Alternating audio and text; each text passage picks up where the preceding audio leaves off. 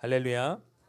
오늘도 주님의 크신 은혜가 믿음의 자리에서 도전하는 저와 여러분 가운데 함께하기를 주님의 이름으로 간절히 기원합니다. 이제 낙엽이 많이 이제 떨어지는 것 같습니다. 그 모습을 보면 때로는 아름답기도 하지만 또 가지만 남은 나무를 보면 무성했던 때가 엊그저께 같은데 벌써 이렇게 앙상한 가지만 남겨졌네라는 이런 씁쓸한 마음도 들기도 합니다. 근데 여러분 왜 나무가 낙엽을 떨어뜨리는지 아십니까? 힘들게 나뭇잎을 피워 그것을 지금까지 유지했는데 그것을 스스로가 다 떨어뜨립니다. 여러분 왜 그런지 아십니까?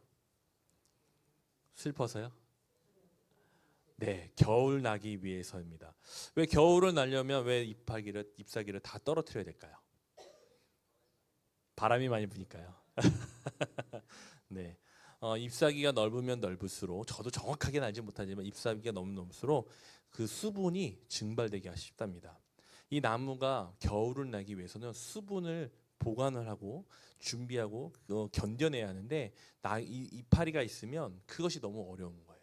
그래서 스스로가 그 귀한 잎사귀를 다 떨어뜨려서 스스로가 겨울을 나기 위해 준비한다고 합니다. 우리 눈에는 그 낙엽이 떨어지는 것이 보기가 안 좋습니다. 앙상한 가지를 보면 아이고 볼품없네 하지만 그것은 다음을 준비하기 위한 아주 중요한 작업입니다. 만약에 내가 오늘 화려하기 위하여 낙엽을 떨어뜨리지 않고 그 잎사귀를 계속해서 유지한다면 그 나무는 다음 해에 봄이 왔을 때 죽어 있는 나무가 될 수도 있다는 것이죠.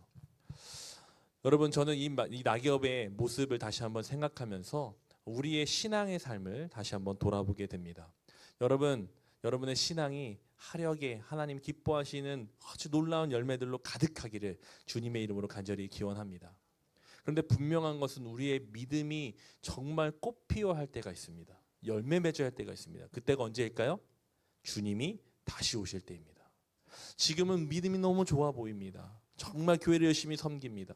그런데 정작 주님이 이 땅에 오실 때에 그 믿음을 잊어버렸다면 그 아무리 과거에 믿음이 좋았을지라도 그 삶이 화려했을지라도 믿음으로 많은 사람들이 존중했을지라도 그 믿음은 아무 의미 없는 믿음이라는 것이죠.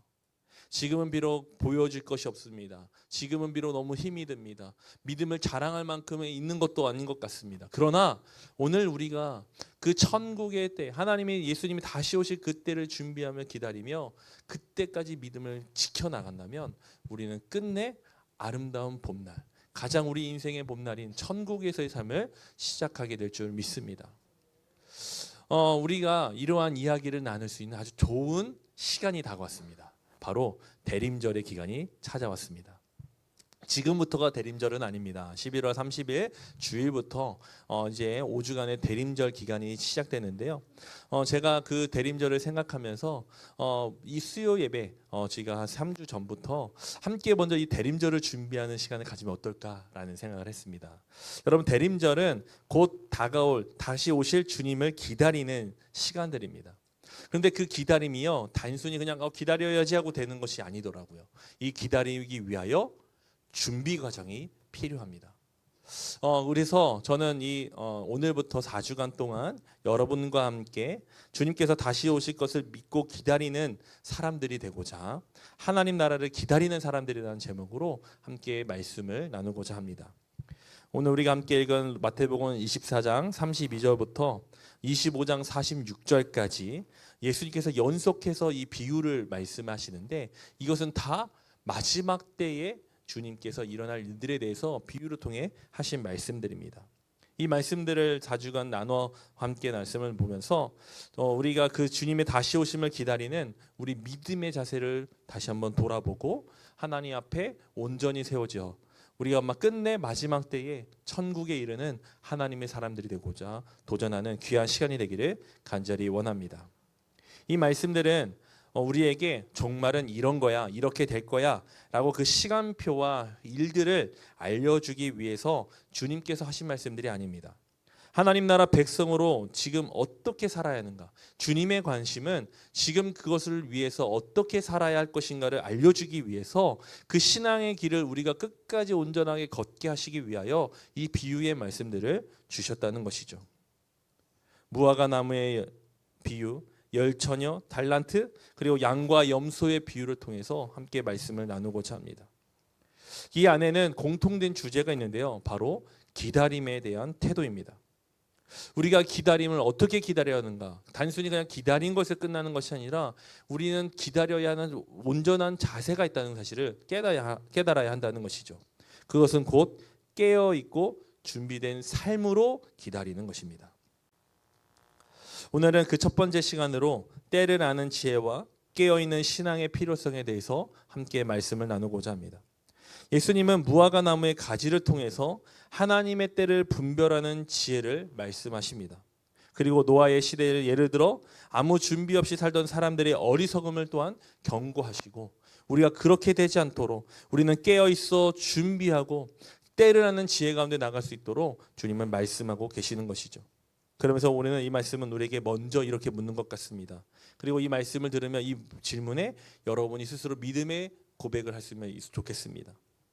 하나님은 이 말씀을 통해 너는 지금 하나님 나라를 기다리는 사람으로 살고 있는가? 세상의 일상에 묻혀 잠들어 있지는 않는가? 우리에게 물어보실 것입니다. 이 시간 이 말씀에 하나님께서 깨어있게 하시는 우리의 신앙과 그 지혜를 가지고 하나님을 기다리는 믿음의 사람들이 되기를 주님의 이름으로 간절히 기원합니다. 먼저 첫 번째로 32절에서 35절에 보면 무화과 나무를 보게 하시며 때를 아는 지혜에 대해서 말씀하십니다. 32절의 말씀을 우리 다시 한번 읽어보겠습니다. 시작. 무화과 나무의 비유를 배우라. 그 가지가 연하여지고 잎사귀를 내면 여름이 가까운 줄을 아나니. 여러분, 주님께서는 자연의 질서를 통해서 하나님 나라의 때를 깨닫는 지혜에 대해서 우리에게 가르쳐주고 있습니다. 여러분, 무화과 나무는요, 팔레스타인 지역, 지금 이제 이스라엘 지역에서 가장 먼저 계절의 변화를 드러내는 나무입니다. 우리나라는 어떤 나무가 있죠? 봄이 되기 때 가장 먼저 피는 거. 네? 버드나무요? 누운 꽃과 같이 피는 꽃이 있는데요. 뭘까요? 개나리, 매화 이런 것들을 보면 우리는 봄이 오고 있구나라는 생각을 하게 되죠. 이런 것처럼 팔레스타인 이 지역은 무화과 나무가 바로 그런 계절의 변화를 가장 민감하게 보여주는 나무 중에 하나라고 합니다. 그래서 이스라엘에도 추운 겨울이 있답니다. 그 추운 겨울이 지나가고 새순이 돋을 때 사람들은 이제 여름이 왔구나라고 생각한다는 거죠. 이처럼 하나님께서 세상을 다스리는 질서 안에도 징조와 표징을 읽을 줄 아는 신앙의 눈이 필요하다고 우리에게 말씀하고 있는 것이죠. 그러면서 주님은 이것을 아주 중요한 진리로 우리를 인도하십니다. 단순히 여름이 오는 것을 깨닫는 것이 우리에게 지혜가 아니라 이와 같이 우리들 안에 일어나는 일들을 보면서 주님께서 다시 가까이 오실 것을, 이 땅에 오실 것을 깨달을 수 있다라고 말씀해 주고 있다는 거죠. 그러면 예수님께서 말씀하시는 33절 모든 일이라고 말씀하셨는데 그것은 무엇을 말하냐면 그 앞전에서도 계속해서 예수님이 말씀하셨는데 이제 이런 겁니다. 전쟁, 기근, 지진, 미호, 그리고 복음이 그럼에도 불구하고 온 땅에 퍼져나가는 그 일들, 이런 것들을 보면서 무화과 나무가 피어서 여름이 오는 것처럼 주님이 오실 때가 가까이 왔다라는 것을 우리가 깨달아야 한다라고 말씀하고 있는 것이죠. 여러분, 주님께서 곧 오실 것을 믿으십니까? 정말요? 그럼 이렇게 못 사실걸요? 정말 예수님 곧 오실 거라고 믿으십니까? 네, 어렵죠. 네. 우리는 아멘이라고 말하지만 실상으로는 그것에 대해서 사실 깨닫기가 쉽지 않습니다. 왜 그렇습니까? 말씀 속에서 예수님이 오신다고 하셨는데도 2000년이 지났는데도 아직 안 오셨거든요. 그래서 우리도 모르게 우리에게도 한 2000년쯤 시간이 있겠다. 못해도 2000년쯤 시간이 있지 않을까라고 우리도 생각할 수 있다는 거죠. 하지만 우리가 생각할 것은 우리가 그것을 때를 알 수 없다는 겁니다. 다만 우리가 일어나는 현상을 통해서 주님이 우리에게 말씀해 주신 것은 이때 오신다, 저때 오신다라는 것을 깨닫고 그것을 예언하라고 하신 말씀이 아니라 주님께서 이 땅에 다시 오실 것이라는 것을 분명히 확신하고 준비하는 지혜를 우리가 가져야 하기 때문에 우리에게 주신 말씀이라는 겁니다. 여러분 세상은요 혼란스러워집니다. 저도 어렸을 때 생각하고 지금을 바라보면 물론 편안해지고 화려하고 좋아졌습니다. 살기는 좀 더 좋아졌습니다. 먹을 것도 좀 더 좋아졌습니다. 그런데 점점 더 사회는 혼란스러워집니다. 더 어려워지는 것 같아요. 너무 복잡해지고 너무너무 많은 것들이 나눠지고 그 안에서 감정이 상하고 사람과의 관계가 깨어지고 이제는 서로가 서로를 바라볼 때 사람의 존엄성보다는 나의 유익과 기쁨이 먼저 우선시되는 세상 속에 살아가는 것 같습니다.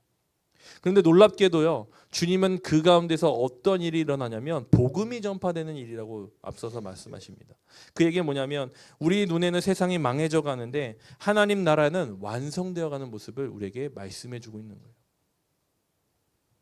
세상은 어려워지고 혼란스러워집니다. 믿음을 지키는 것이 점점 어려워지는 것 같습니다. 그런데 여러분 그때가 어느 때라고요? 주님이 곧 오실 때라고 말씀하고 계세요.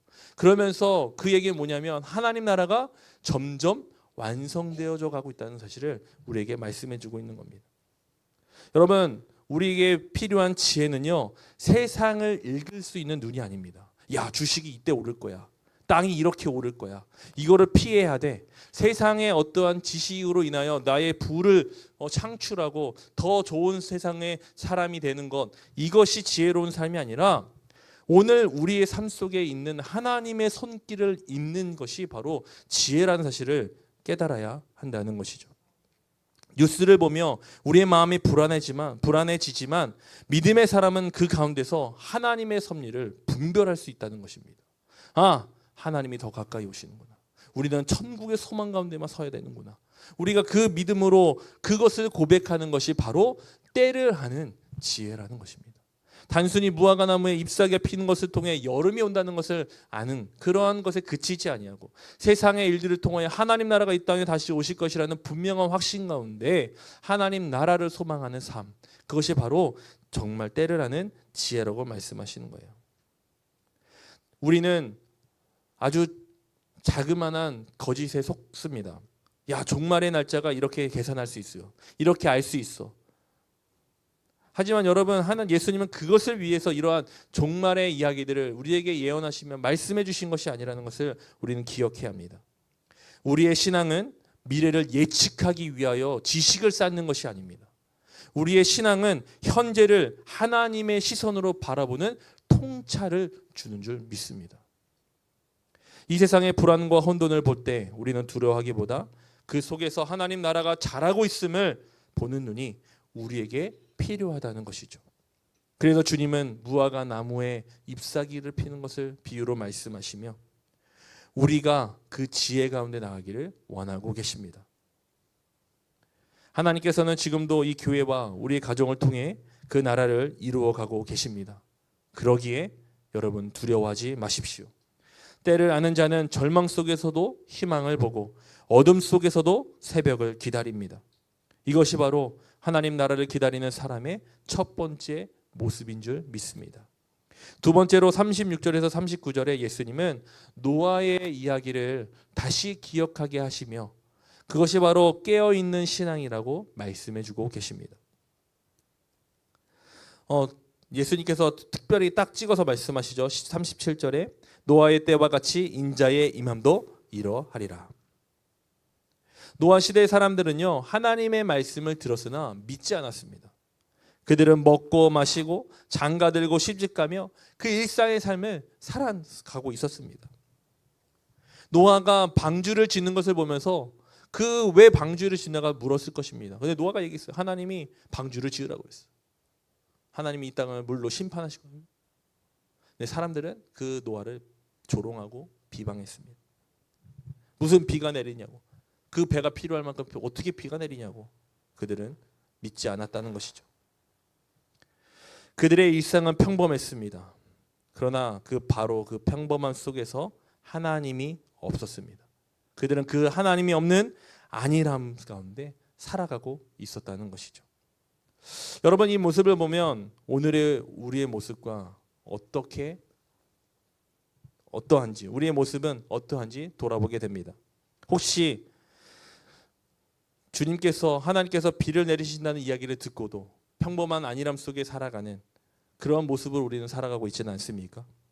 세상의 소식에는요 굉장히 민감하게 반응하지만 하나님의 말씀에는 둔감한 우리의 모습은 있지는 않습니까? 영적인 잠에서 깨어나야 할 때에 오히려 편안함을 찾아 잠들고 있는 것은 아닌지 우리 스스로를 돌아보아야 합니다. 여러분, 깨어 있음이라는 것은 단순히 잠을 자지 않는 상태를 말하는 것이 아닙니다. 하나님의 뜻에 민감하게 반응하며 살아가는 적극적인 삶의 태도를 말하는 것입니다. 나 깨어 있네.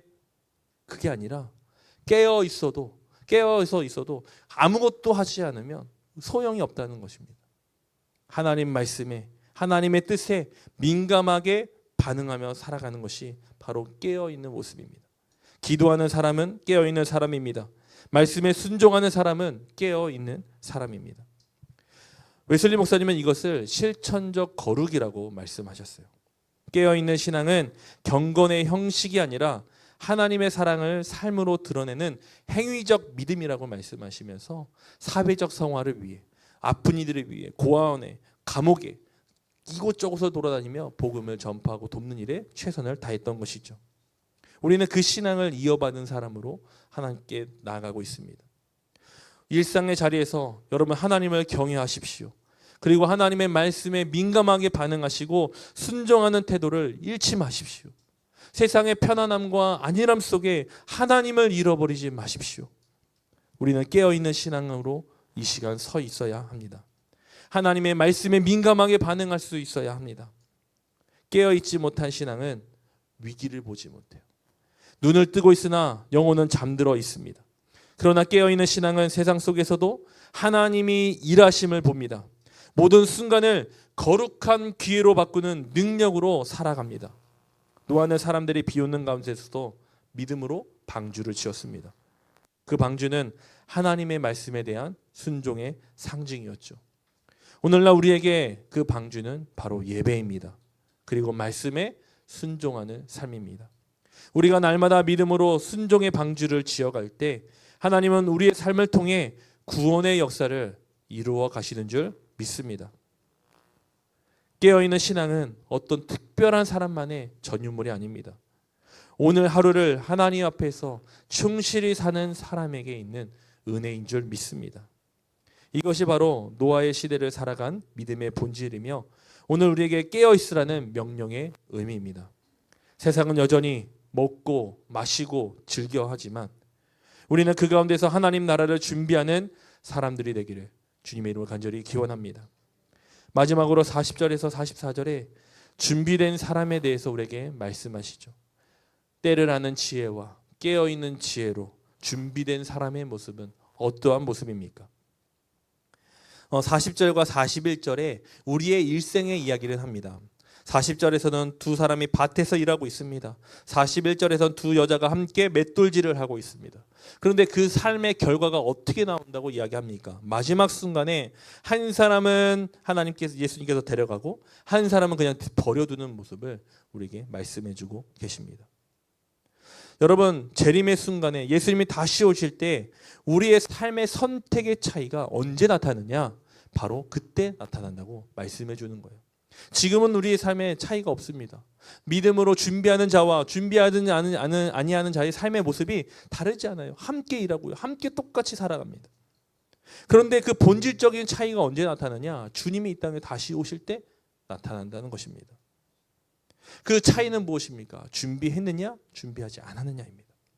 모두가 같은 일상을 살지만 어떤 이는 주님을 맞을 준비가 되어 있고 어떤 이는 그렇지 않습니다. 그래서 예수님은 이렇게 말씀하시죠. 42절과 44절의 말씀입니다.